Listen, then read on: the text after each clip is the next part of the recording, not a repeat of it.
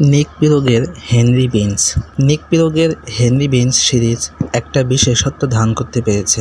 এই সিরিজটিতে একটা নতুনত্ব রয়েছে। এই সিরিজের প্রধান চরিত্র হেনরি বিনসের রয়েছে হেনরি বিনস। হেনরি বিনসের হেনরি বিনস কি তা জানতে হলে বইটি পড়তে হবে। এই রহস্যটি জানতে পাঠকের সম্মুখীন হতে হবে আরও নানা রহস্যের। হঠাৎ করে কাহিনীর মোড় নানা দিকে ঘুরে যাবে, নানান রোমাঞ্চকর প্লট তৈরি হবে। হেনরি বিনস সিরিজে একটা বিশেষ সংস্কৃতি, আমেরিকান সংস্কৃতির বাজে একটা দিক সরলভাবে তুলে আনা হয়েছে। সেটা হলো বিয়ে বহির্ভূত একত্র বসবাস। কেবল এই একটা বিষয় মাথায় রেখে আমি কোনো পাঠপ্রিয় মানুষকে এই সিরিজের বইগুলো পড়তে উৎসাহ দিতে পারি না। তবে আমি বইয়ের অন্য সব আকর্ষণীয় জায়গাগুলোর কারণে ও টান উত্তেজনার বিষয়গুলোর টানে অসম্পূর্ণ 3 দিনে সম্পূর্ণ 5টি বই পড়ে ফেলেছি। বইয়ের নামেও নতুনত্ব রয়েছে। প্রথম বইটি হলো 3 AM, দ্বিতীয় বই 3:10 AM, তৃতীয় বই 3:21 AM, চতুর্থ বই 3:34 AM এবং পঞ্চম বই 3:46 AM। বইয়ের নাম 3 AM দেখে প্রথমত সন্দেহ হয়েছিল আদতেও এটা কোনো বইয়ের নাম কিনা।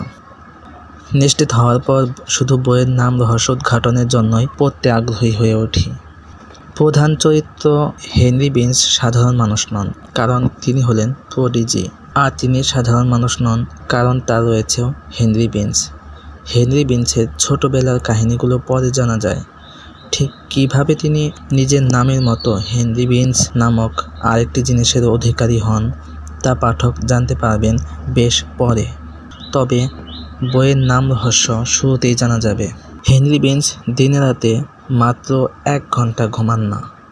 হ্যাঁ, ঠিকই শুনেছেন, সচেতনভাবেই না বলেছি। 1 ঘন্টাই কেবল তিনি ঘুমান না, বাকি 23 ঘন্টা ঘুমিয়ে কাটান। থামুন, হেনরি বিনস কি এতটা সময় ঘুমিয়ে কাটান, না তাকে কাটাতে হয়? এই প্রশ্ন কি মনে আসে না? আসে। এর উত্তর জানতে হলেও 3 AM এর প্রথম 2 পৃষ্ঠা পড়তে হবেই। 1 ঘন্টা মাত্র জেগে হেনরি বিনস কী কাজ করেন তা জেনে কিন্তু অনুপ্রাণিত হবেন। সময়ের যথার্থ খরচ করার ব্যাপারে ভালো অনুপ্রেরণা রয়েছে এর মধ্যে। অতঃপর এই সত্যটাও চমকপ্রদ হবে যে 1 ঘন্টা সময় ব্যয় করেই একটা জটিল রহস্যের সমাধান করেছেন তিনি।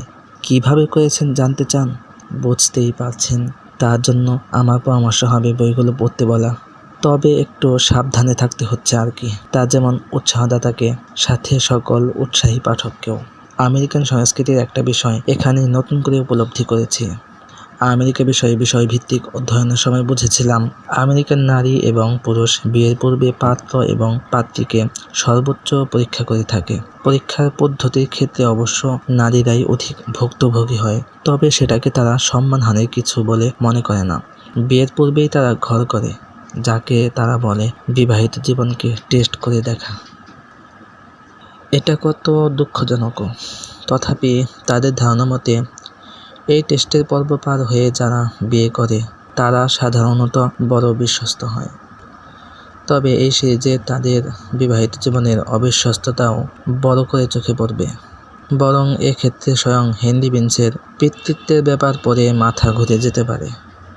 সর্বশেষ এর শেষ একটি বাক্য একটা নতুন রহস্যের দরজায় করাঘাত করেছে। এটি পড়ে পেরেশান হয়েছিলাম। বারবার পড়েছি, বেশ চিন্তা ভাবনাও করেছি।